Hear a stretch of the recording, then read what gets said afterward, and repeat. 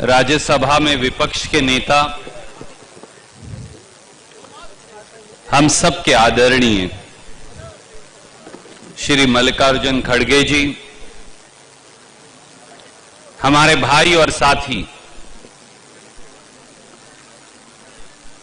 जो लंबे समय से इस प्रदेश और इलाके की सेवा करते हैं, डीके शिव कुमार जी, अध्यक्ष कर्नाटक प्रदेश कांग्रेस कमेटी,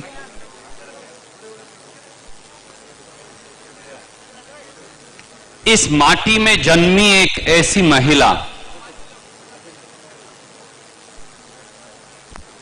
जो इस भगवान बसवन्ना की इस पवित्र धरती में तरक्की की एक नई उमंग लेकर आपका आशीर्वाद लेने के लिए आई हैं।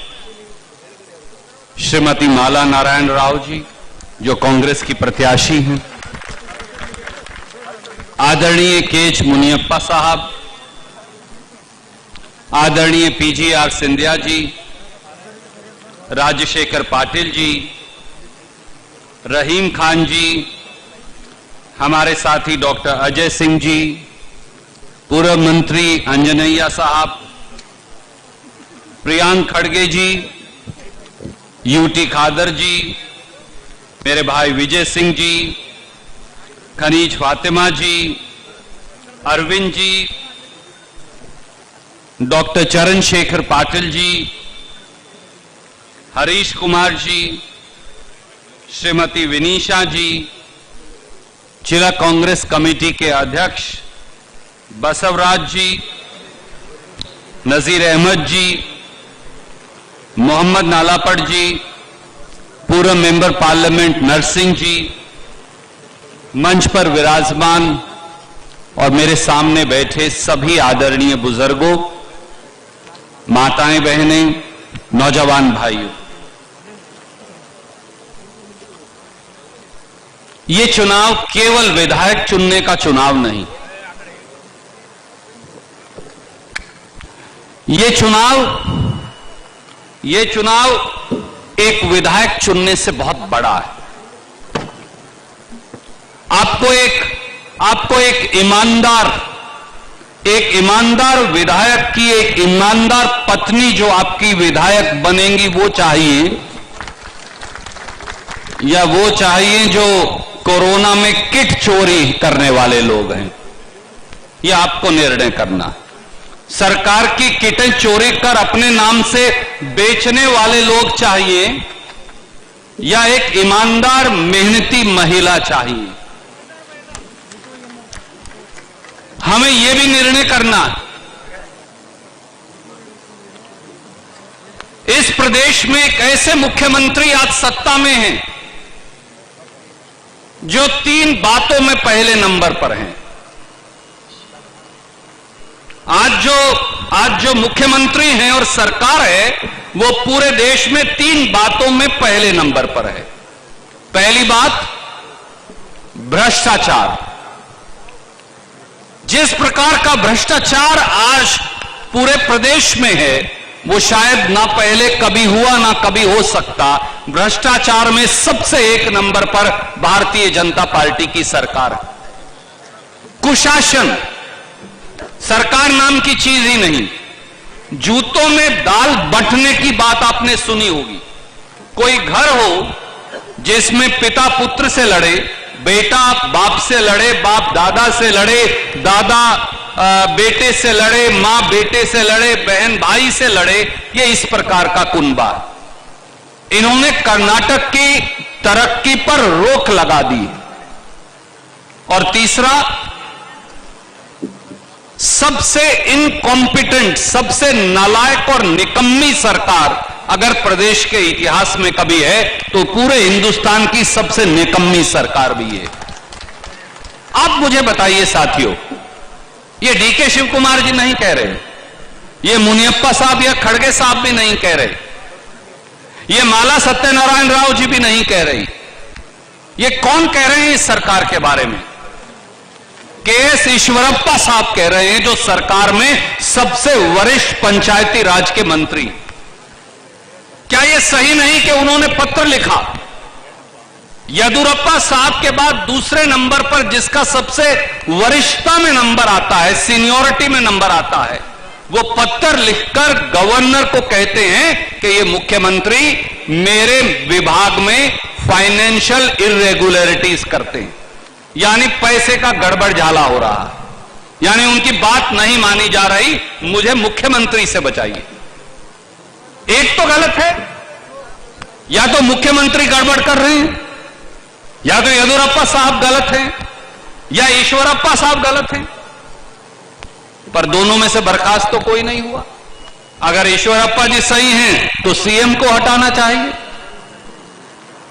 जरूरत नहीं बेटा, और अगर वो गलत हैं तो उन्हें हटाना चाहिए, पर हटाया तो किसी को भी नहीं।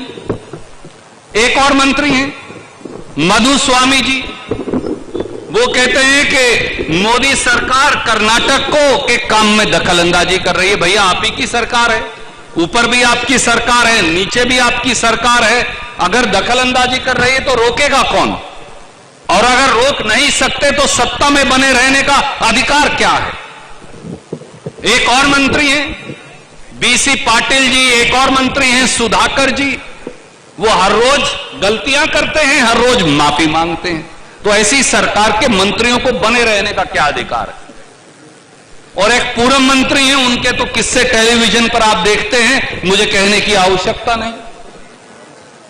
जिस सरकार के 6-6 मंत्री अदालत जाकर, ये पत्रकार साथी, टेलीविजन वाले साथी यहां हैं, इनके खिलाफ स्टे ले कि भैया हमारी गलत बातें मत दिखाइएगा, हमारे आचरण पर जो, प्रतिष्ठा पर जो धूमिल हुआ है वो टेलीविजन ना दिखाए। जिस सरकार के 6 मंत्री, मेरी मां बैठी हैं, बहनें बैठी हैं, बुजुर्ग हैं, 6-6 मंत्रियों को कोर्ट से पत्रकारों के खिलाफ स्टे लेना पड़े, क्या ऐसी सरकार आपका भला कर सकती है? और यही नहीं, येदियुरप्पा सरकार ने हर वर्ग को बेवकूफ बनाया, हर वर्ग से धोखा किया, हर वर्ग से विश्वासघात किया। मैं आपको 3-4 उदाहरण गिनाऊं, याद करिए। वो सत्ता में आए थे ये कहकर, और सिंधिया साहब यहां बैठे हैं कि जो हमारे मराठा भाई बहन हैं, उनका इस प्रदेश की तरक्की में महत्वपूर्ण योगदान है, वो बड़े महत्वपूर्ण है इस पूरे इलाके के लिए। पूरे प्रदेश में रहने वाले मराठा जो हमारे भाई बहन हैं, उनको 2A की रिजर्वेशन दी जाएगी, दी। जब सरकार संभाल ली, जब कुर्सी गर्म हो गई, जब पैसा आना शुरू हो गया, तो उससे भाग गए। जो हमारे वाल्मीकि समाज के साथी, उनको बोला तुम्हारी एसटी की रिजर्वेशन बढ़ाएंगे, कुछ नहीं किया। हमारे जो कोली यादव समाज के साथी, उन्हें कहा तुम्हें एसटी का स्टेटस देंगे, क्या कर पाए? दिल्ली में भी आपकी सरकार है, यहां भी आपकी सरकार है। जो हमारे कुरुबा समाज के भाई बहन हैं, उपारा समाज के भाई बहन हैं, उनको बोला तुम्हें भी एसटी स्टेटस दे देंगे, जो गया उसे दे दिया। मुझे साहब चांद चाहिए, अच्छा तुम चांद ले जाओ। नहीं साहब मेरे चांद में काम नहीं चलता, मुझे तो तारे भी दे दीजिए, वो ध्रुव तारा बड़ा अच्छा चमकता है, वो दे दीजिए। हाँ भैया तुम ले जाओ, हमें वोट दो, हम तुम्हें ध्रुव तारा दे देंगे। फिर एक और ने कहा कि नहीं साहब मुझे तो बड़े वाला सूर्य का गोला चाहिए, वो दे दो। हाँ ये भी ले जाओ तुम, हम तुम्हें सूर्य पर जमीन काटकर पटा तुम्हारे नाम करवा देंगे। ये भारतीय जनता पार्टी। पर उन्होंने हर समाज के हर व्यक्ति को केवल बांटा और धोखा दिया, ये उनकी असलियत और सच्चाई। और आज पूरे प्रदेश में देख लीजिए, आज पूरे प्रदेश में देखिए, ट्रांसपोर्ट विभाग के कर्मचारी आज हड़ताल पर हैं या नहीं? आज बस तो नहीं चल रही। क्यों नहीं चलती बसें? क्योंकि उन सबको तनख्वाह नहीं दी जा रही 6th पे कमीशन की। और पहले कहा था देंगे, अब जब वो मांगने जाते हैं अपना अधिकार तो उनकी नौकरियां बर्खास्त की जा रही हैं। हमारे जो किसान भाई बहन हैं, दिल्ली में चारों तरफ किसान बैठे हैं, 300 किसान मर गए, ना मोदी जी सोचते और ना यहां की सरकार सोचती। उल्टा जो किसान भाई हैं, जो गरीब हैं, उनका समाज जाति कोई भी हो, जो अधिकार मांग रहे हैं, उनकी जमीन बेचने के लिए लैंड रिफॉर्म्स एक्ट में येदियुरप्पा सरकार पहले ऑर्डिनेंस और फिर कानून लेकर आई, ताकि बड़े बड़े धन्ना सेठ आए और आप जिस जमीन में मेहनत करते हैं, मैं खुद किसान का बेटा हूं, हम जिस जमीन से पेट काटकर सोना पैदा करते हैं, वो जमीन लेकर वो भाग जाएं। पैसे में आप तो नहीं मुकाबला कर सकते उन बड़े बड़े धन्ना सेठों का। आज देश का 62 करोड़ किसान त्राही त्राही कर रहा है, पर सरकारें सुन नहीं रही। हमारे जो नौजवान हैं, एसडीए और एफडीए के जो कैंडिडेट हैं, आज तक उन्हें नियुक्ति पत्र नहीं दिया गया। हमारे जो कोरोना वर्कर्स हैं, वो केवल पीपीई किट मांग रहे हैं, उनको वो नहीं दी जा रही। और देश में सबसे ज्यादा कोरोना महाराष्ट्र के साथ साथ अब कर्नाटक में है। और येदियुरप्पा साहब क्या करते हैं, बीजेपी क्या करती है, बोलते हैं आप बंद कर देंगे, नाइट कर्फ्यू लगा देंगे, अगले दिन सुबह उसे वापस ले लेते हैं। कभी जिम बंद कर देंगे, फिर उसे वापस ले लेते हैं। कभी सिनेमा हॉल बंद कर देंगे, फिर उसे वापस ले लेते हैं। इस सरकार को मालूम ही नहीं करना क्या है। और याद करिए, इस पूरे इलाके के लिए कांग्रेस ने कर्नाटक कल्याण डेवलपमेंट बोर्ड बनाया था। येदियुरप्पा साहब बता दें, भारतीय जनता पार्टी बता दे कि कितना पैसा जो इस इलाके के अंदर आना था, उस कर्नाटक कल्याण डेवलपमेंट बोर्ड में आपने दिया। विश्वासघात किया इस पवित्र धरती से, इस सरजमीन से, और पैसा देने की बजाय वो सारा पैसा हड़प लिया। याद करिए, जब 1.5 साल मिला हमारे विधायक जी को, पर उन 1.5 साल के अंदर ही इस शहर का पहला डायलिसिस सेंटर सत्यनारायण राव जी ने शुरू करवाया। दूसरे प्रांतों से जोड़ने के लिए, चाहे वो कोल्हापुर शहर से जोड़ने के लिए, चाहे वो बसव कल्याण फोर्ट और मुंडापड्डी वाली सड़क थी, उन सब का निर्माण 1.5 साल में हमने करवाया। मैं एक बात आपको आज कहकर जाता हूं, साथियों, दोस्तों, भाइयों, बहनों, बुजुर्गों, यहां एक पार्टी और भी है, वो है वोट कटुआ पार्टी। वो जीतने के लिए नहीं आए। एक फिक्स्ड मैच सुना ना आपने, जब चोरी करनी होती है किसी के घर में,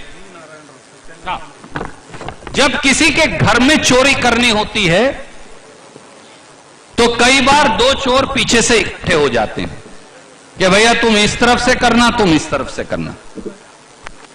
जब तक बी नारायण राव साहब थे, जब तक वो इस इलाके की सेवा करते थे, वो इस इलाके की चौकीदारी बेहतरीन करते थे। अब एक वोट कटुआ पार्टी आई, क्या उनसे पूछेंगे आप मस्की में चुनाव क्यों नहीं लड़ रहे? क्यों नहीं लड़ रहे? वो उपचुनाव हो रहा है बेलगांव में, वो क्यों नहीं लड़ रहे? वो यहीं आकर चुनाव क्यों लड़ रहे हैं?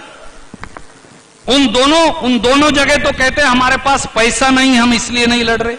तो यहां पैसा किसने दिया भैया तुम्हें चुनाव लड़ने का, यह भी बता दीजिए। कहीं येदियुरप्पा साहब के पास से तो नहीं आया वो पैसा? ये वोट कटुआ पार्टी केवल और केवल ये चाहते हैं कि किसी प्रकार से कांग्रेस की उम्मीदवार को रोका जा सके, इससे ज्यादा उनका लक्ष्य नहीं। और ये सब भारतीय जनता पार्टी की मदद में आकर खड़े हो गए। मेरी बात याद रखिएगा, इस देश में धर्म और जाति के आधार पर, अगड़े और पिछड़े के आधार पर, बड़े और छोटे के आधार पर, रंग और भाषा के आधार पर इस देश को तोड़ने वाली ताकतों के साथ खड़े। आज एक बात का जवाब ही दे जाएं, वो आएंगे चुनाव में तो पूछिएगा जरूर कि जब CAA, जो इस देश के नागरिकों की नागरिकता खत्म करने वाला कानून है, जब उस पर वोट पड़ रही थी, तो जनता दल के अकेले सांसद जो हैं, वो संसद से क्यों भाग गए थे? वो तो संसद छोड़कर ही भाग गए कि कहीं कांग्रेस के साथ उस कानून के खिलाफ वोट ना देनी पड़ जाए, और वोट दे दी तो भाजपा नाराज हो जाएगी। तो ऐसे लोग जो संसद छोड़कर भाग गए, गैर हाजिर हो गए, क्या वो आपके अधिकारों की रक्षा कर सकते हैं, ये सोचिएगा जरूर।